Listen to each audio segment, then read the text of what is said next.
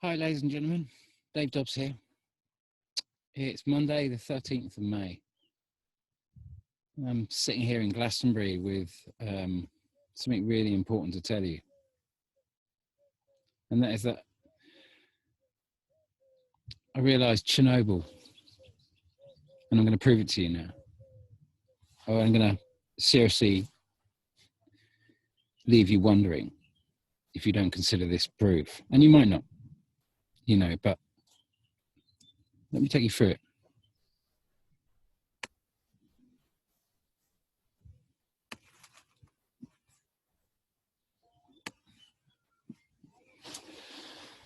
So you remember in the last video I talked about how we had the 1906 earthquake in San Francisco, we had the 1985 earthquake in Mexico City, we had Halley's Comet coming in at 1986, 1989 geomagnetic storm.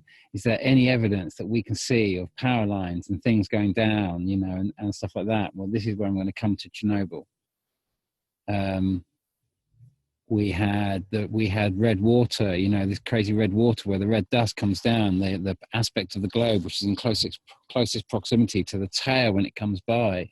It rains down red dust in that vicinity, and that if that's near land, it gets washed into the water and it just oxidizes the water, kills all the fish, sucks all the oxygen up, in the process, and just suffocates them. 1989, we had massive earthquake in California. Obviously, the big storm in 1987, and then what happened was the other day I was just sitting down. Went over to see a friend of mine, Guy, and his mate Paul said, "Let's watch this new Netflix, or I don't know if it's Netflix, but it's a new series about Chernobyl. I don't know who does it actually, but it's a series anyway. So I'll put a link to it if I can see it." But then I thought, well, when was it?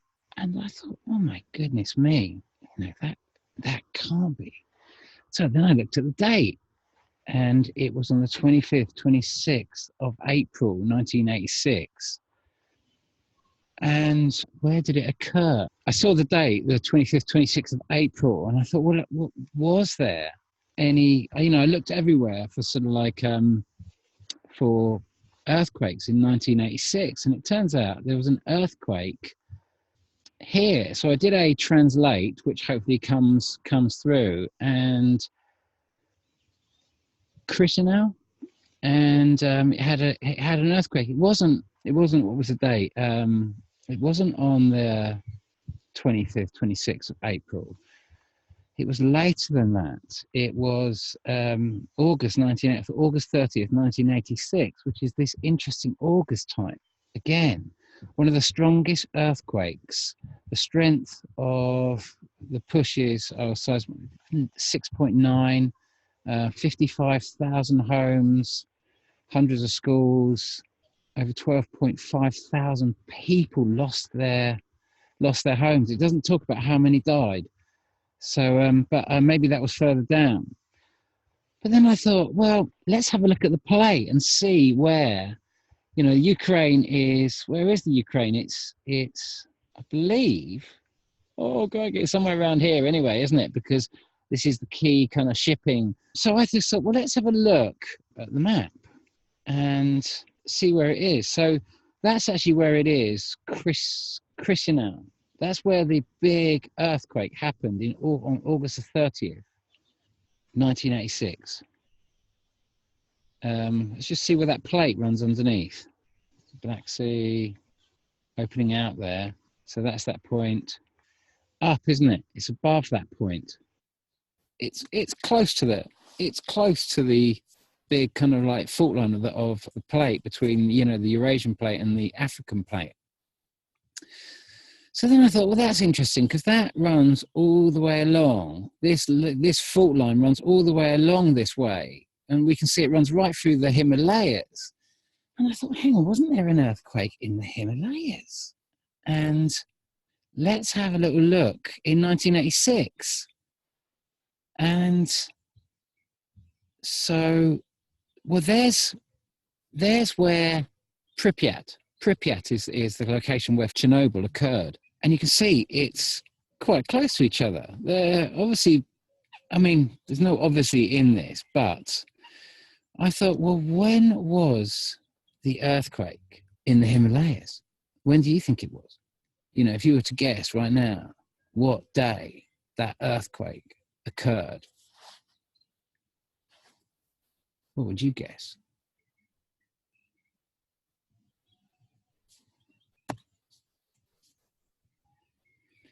April 26th, 1986.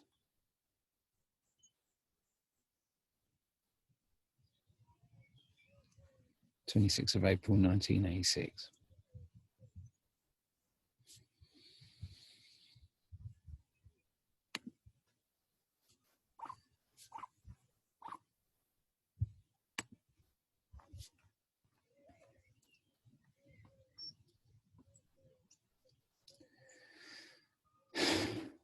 You can see why this is so important to me. Let me just, I've made another update with the timeline, and I'm going to, I think I'm going to blow you away with this as well. So let me just come back to this shot again. Let's come forward and come back to Carlos Ferrada here, his timeline here, and how I've brought this timeline into being this. I've used an animation, a solar system animation, to create what a binary system looks like, what we've experienced. And what I come to realize is that it doesn't really ever, for us, come into the northern hemisphere as such. It kind of swerves. What I've done is I've tried to show it like this. That was the first way of trying to show what that would look like as it comes through with that, so you've got, you know, you've got the big ring here, which is the furthest orbiting object. You've got the next ring here, which is the next one in. You've got, obviously, you've got the blue Cassini. You've got 7 planets, I think, if not more, orbiting this big red dwarf planet that's passing over the top of the kind of like the orbital track of Earth and passing through our whole solar system. And I believe this, the furthest orbiting Nibiru, as I've come to call it, goes on one side of the sun. And this, I mean, I've tried loads of different models to make this work using these simulations. That was the first model I came to, but it still doesn't explain this second ring and this second, how we get 2 sets of experiences. We're getting a set of experiences over here and over here, and then over here and over here. And it's making it very, very difficult to work out. But we know there's 2 because we've got just too much corroborating data now to say there's 2. So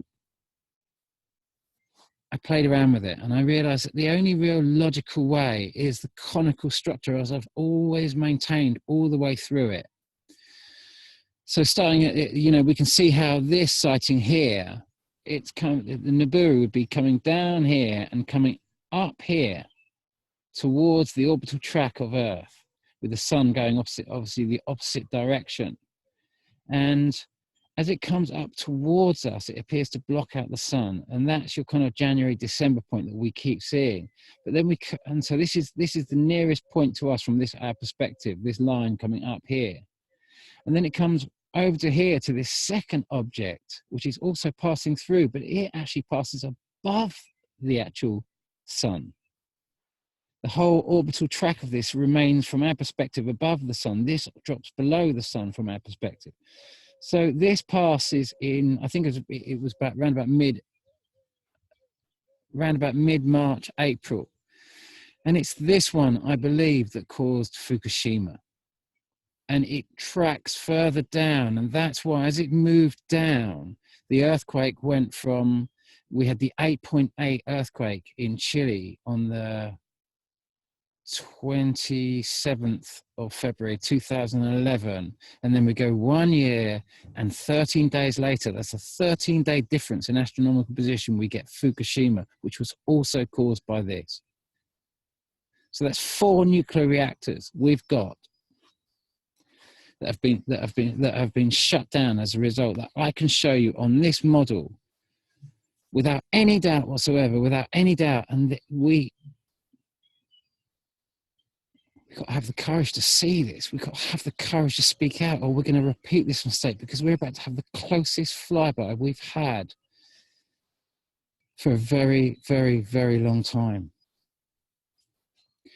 And that's going to be this point here. But let's keep going round. So we come round to here, and last year, well, let's just finish that. We come to the May-June point here, and I've got a, if this outer ring takes 13 months to do one complete cycle,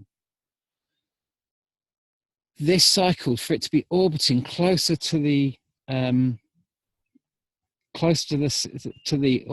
to the planet, I'm assuming must be traveling considerably faster.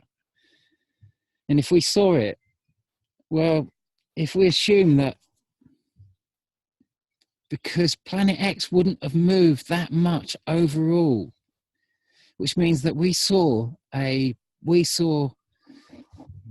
Kilauea volcano go off in around about the 4th of May last year.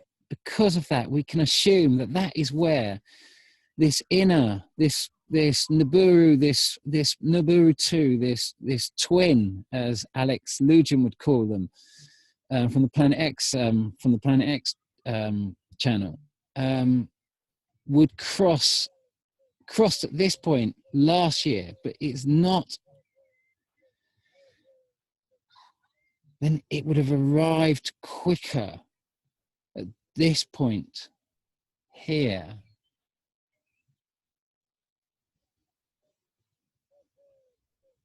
Which means it would have arrived this year quicker. So in terms of this second object, when we could expect, I don't know what to expect, because we still haven't got quite, well, there is potential. If you go through my timeline, and I will go through this and try and work it out, but there's enough information now for us to work out by seismology where the speed of this one, and when we can expect this next one to affect us. It could have already flown by. There is a lot of evidence that's coming in at the moment of this big looking flyby that we've just had. Now, we've got to try and distinguish between you. We know there's two of them. We've got endless pictures of two of them. We've got to try and work out a way of seeing this. And so we can make the future calculations for the future, because we're passing the, Carlos Ferrada's kind of, he couldn't pass on this whole thing because he couldn't understand it, but we've seen all the sightings, and we've had the chance to actually go through and make sense of those and piece those together. Then we've got this point here where, the last two full moons, it was, I can't remember the exact dates, but we had two tsunamis in Indonesia, and you both know that both those tsunamis, the biggest one being in September, fell on full moon. So we know it's around the full moon periods that this is most likely going to affect us, this crossing. And we know that's coming up this year. We know we're going to be closer to it this year than we were last year. And we're going to even be closer to it when we get to this aspect here, this December-January point. So I just sort of take you through that, because the sun's come down this way, whether it's moving from the northern hemisphere to the south or the southern hemisphere to the north. Honestly, I'm still not so sure. But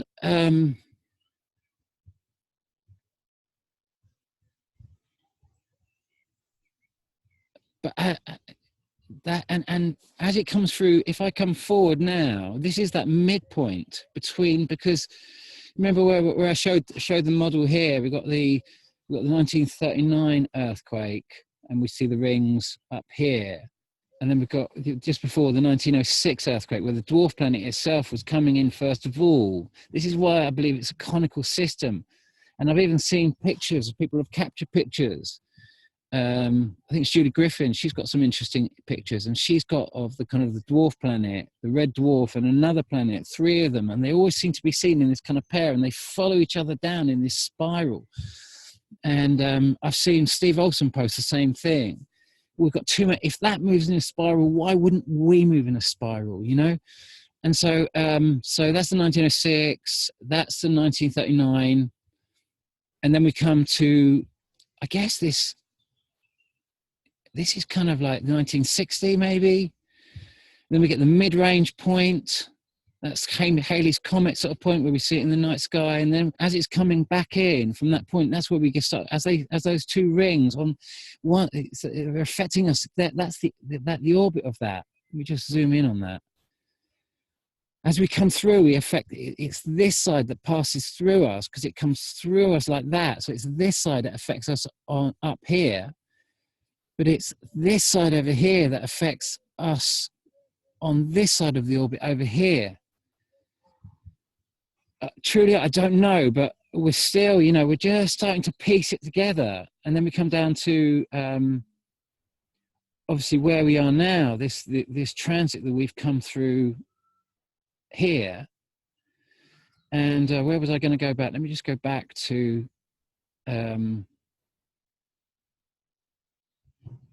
and this is going to carry, this curve is going to carry, it's going to go over the top of Mars as well, because don't forget, as this moves out this way, the whole system is moving down this way. It's heading south. And so then we come back to this image because it's caused a lot of controversy. And I just want to really, really sort of like, because it's caused great discussion amongst, lots and lots of people sort of like getting really, really kind of like, really just like, this is a lens flare and all the rest of it. This shot that Steve put up.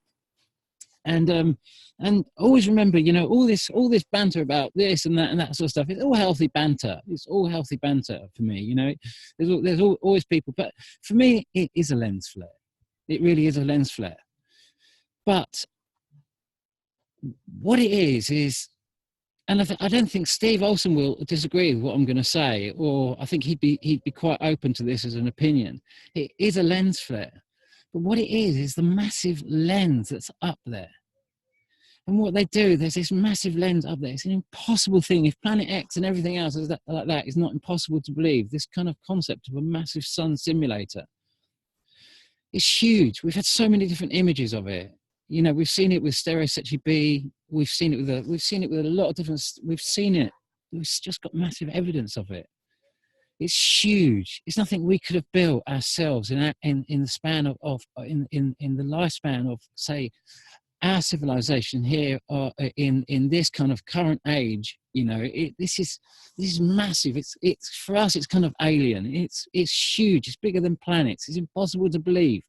I realize that, but it's a massive lens, and it reflects and it refracts, and it basically, Jeff P has made a lot of videos about how you can hide things by using lenses, because you focus a small part of the sky behind the lens, and you bring that up to a focal point that's beyond Earth or in front of Earth. But most likely beyond Earth. And what it does is effectively, it zooms in on a tiny bit of the blue behind and just conceals everything. And so that is the zoomed up bit of this massive lens. That thing is very long away from us, but it's being massively zoomed in by this lens. And the reason for that is because whoever's got the lens up there wants us to see that. That is the dwarf planet. And it could be the dwarf planet, and Jupiter could be the same thing. It is all in debate. It's all in debate. You can see if we're seeing that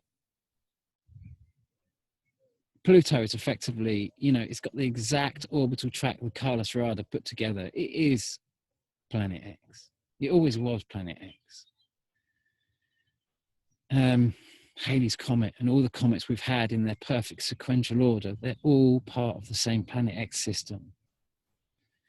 And there is a massive agenda that wants us to go under the wheels. This is our God that created us, that put this here. And the forces that are trying to destroy this earth are trying to force us to go under the wheels of our own gods right now. They have forced you to believe a massive lie. I mean, you saw the flybys that came in, in December last year. You've seen all those.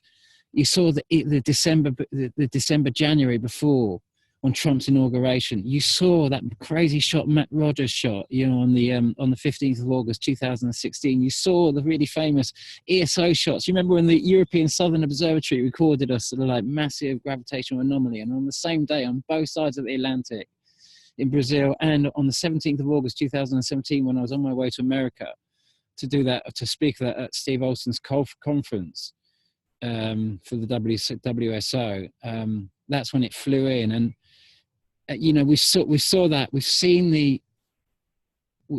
the shots when it went into the night sky on both occasions after both flybys, after the 2017 flyby and after the 2018 flyby. And we've had all the other flybys. We've had all this. We've had endless corroborating data, and I can show you exactly where everything occurs and in perfect sequential order.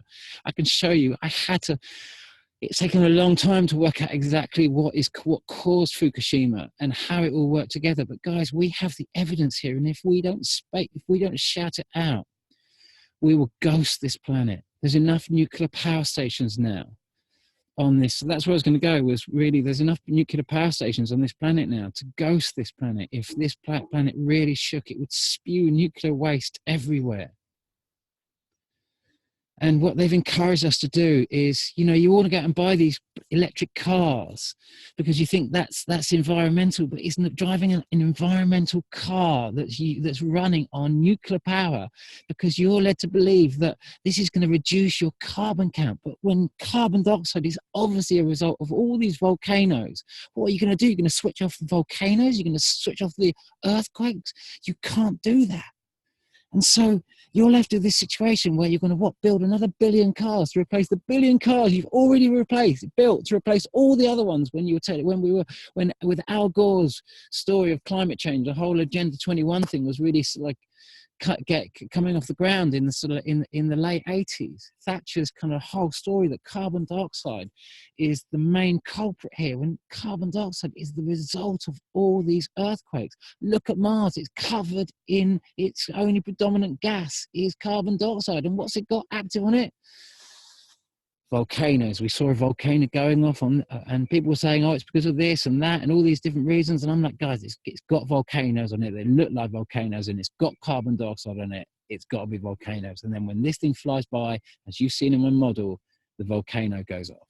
And then, you know, we lose the rover on there. I can't remember which rover it was, but Discovery maybe. Can't remember, but we lost. So we're in this point now where we have to realize that we can go out and buy these electric cars, but if we're not willing to see the problems we really face and realize that we've just got to stop producing all these cars, and we've just got to keep the old ones on the road, and we've just got to upgrade, and we've got to, if we're gonna go down the electric car avenue, then we've got to go down the route of finding free, clean energy, free, or maybe not even free, but clean electric energy. Clean electric energy if we're going to build another billion cars to try and stop the volcanoes going off. But I'll see if I can do a little search on how many nuclear power stations there are in operation. But so that's it. And there was just that about the sun simulator and this thing up here. Look at that thing that's creating with that light up there. Look at that system. That light is come on, guys, this is nothing we've made. This is fantastic. This is cosmic. This is a gift from the gods to take us through this thing. This is our protector. This is the shield. This is the system that has been in operation. This is the policeman of our world. And that shot from blue Kool-Aid, oh yeah. He's really, he's shown a shot that really captures that. And that was the same time as Steve Olson showed that system in front of the sun. So we're expecting to see a sun simulator up there. What creates a sun? And there it is, guys. Well, there you have it. My light's going now. And what I'm going to do is I'm going to end this video with a gift. You know, my process of finding this whole process has been kind of, you know, before it kind of before it went into a kind of different type of practice. Many of you who follow my channel know it was kind of like, it was quite a psychedelic journey of ayahuasca and all sorts of things, and opening up this whole journey. And then finally I'd been told on ayahuasca that I was going to write a book, which is the book I wrote. And when I spoke to my father, my father was a channel, and I said to him, Dad, I'm going to write a book. And I know you guys know this story, but it was just, there's a gift for you here. And I told him I was going to write a book, and I said, I want to learn how you did your techniques of opening and making a connection. And he said, he told me, you know, he said, basically, you're not special. He said that we're all equal in the eyes of the great creator of this whole matrix. We are all equal, and what comes to me will be merited by the efforts I'm willing to put in, and nothing else. And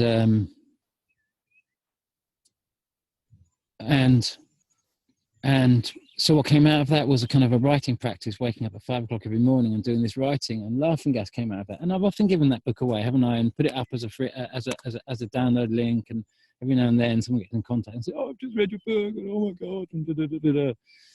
So that's always available. And get in contact with me on Subgenius TV at Gmail if you want me to send you a digital copy of that. I'm always happy to do that. I'd love to sell them and all the rest of it, but I haven't really been that successful. But I've never actually had a publisher or anything, and I'd so love to get a publisher to bring all of this work together and turn it into a bigger book.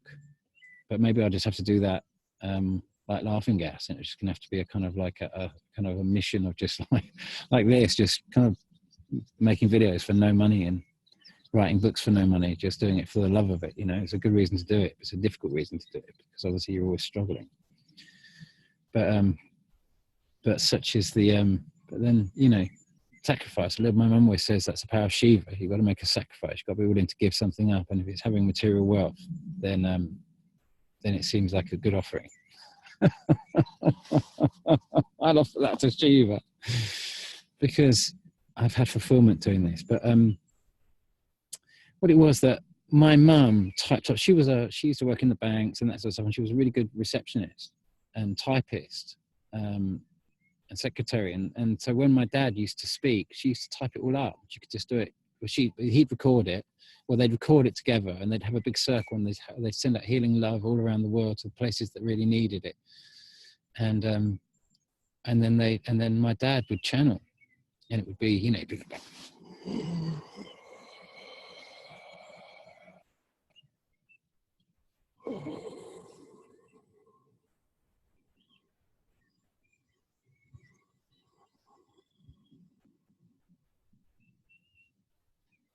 it was such an intensely mad process.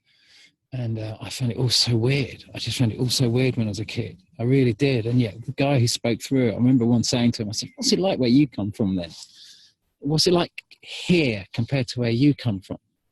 He leaned forward to me and he went, with his eyes closed, as if he was feeling the space. And he went, "Like mud."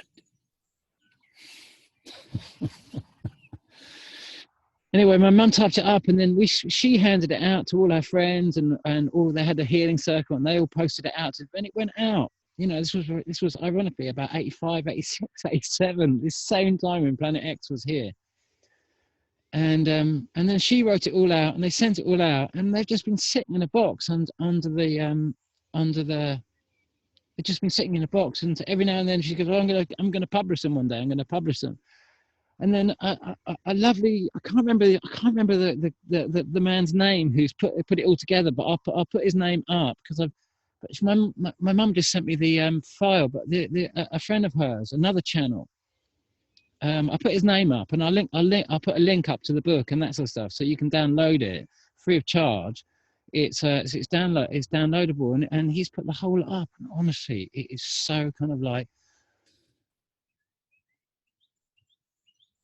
I can kind of see why, after hearing all that, why I had such a different perspective as I went into the world as a young man, after having all these recordings, because I used to listen to them. My mum would type them up, and she'd say, oh, "Listen to this and listen to that," and take me through the whole thing. And I found them so interesting and so fascinating. And that's, you know, if you, you know, I'm not really, I wouldn't call myself a Christian. You know, I've been brought up, if you like, a Christian, and that sort of stuff. But I've kind of found God through my own pathway. But it seems that White Cloud refers a lot to Jesus and refers a lot to prophecy. But he also refers a lot to the distortions of the divine word, as in distortions in the Bible and that sort of stuff. And so when he talks about prophecy, I think he's talking about prophecies that have been put forward by the grand creator, be it God, be it whatever you want to call that there is a destiny, there is a doorway, and there is something that's unfolding for us all, and that we needed to go through this process because we needed to understand the woes of having in our possession such powerful technology. And we've only been killing ourselves on this plane. We've just been killing each other, killing our own world, attacking our brethren at every juncture, driven into it by a subversion that we have all got to overcome. And it is desperate for us to wipe ourselves out. It is desperate, because if we don't destroy ourselves, then our technology will reveal the nature of the subversive element in the equation that we're not all seeing. And it's in our heads, guys. It's all of us. We have been deliberately hiding Planet X and concealing it from ourselves. Puzzling through, trying to go through it, trying to work it out. And I've tried so hard to try and make sense of it all. And I really hope I've done that. I really hope I've made. I know we've got to now work out the last aspects of this inner ring, and then put it all into one big flyby. But you know, it's a 189-year cycle around our sun. You know, and this thing, every 189 years, the subversive element that has ruled over this world has divided us and conquered us and made sure that we do not reach the point where we can realize the nature of the subversion. And so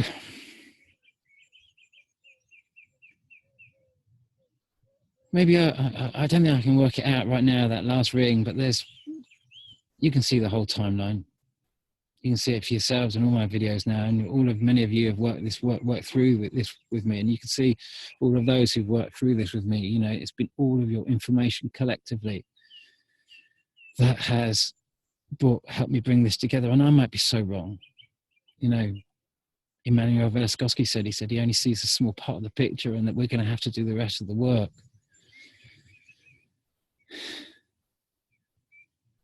And we've been doing that. We've all been doing it, making sense of it. Imagine if I hadn't gone through and just gone through all this information and tried to make sense of it.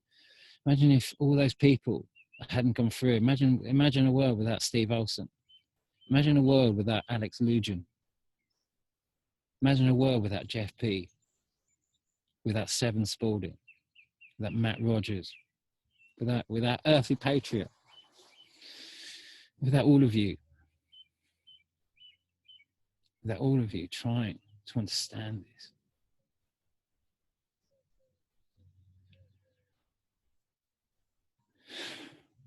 So thank you for coming with me this far. I'm sorry about the whole Europe thing. I know it upset a lot of you because, you know, so many people blame Europe for everything. And, you know, Europe is the land I'm sitting on right now. It didn't do it, guys. And that's my side of the picture. That was how the message came to me. It said, don't leave Europe. So if you cut your anchors,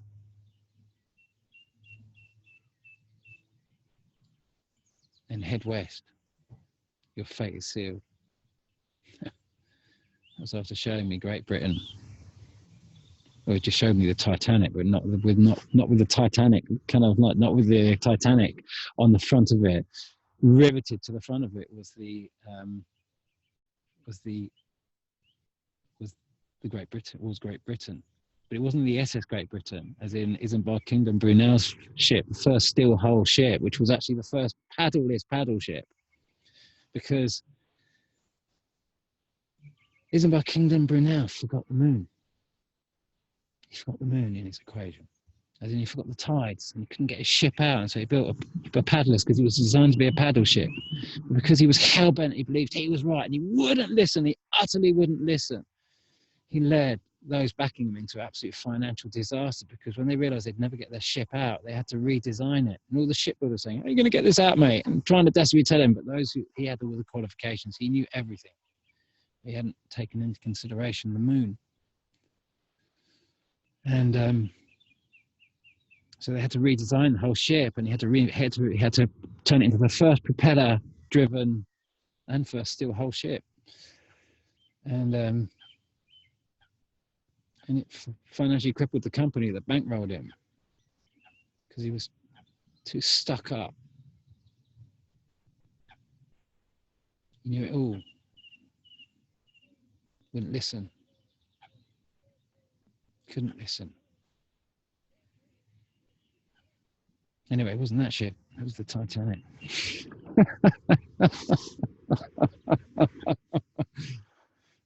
And, you know, we've all got to think about everything we can do to not let ourselves be divided. We've got to stay together.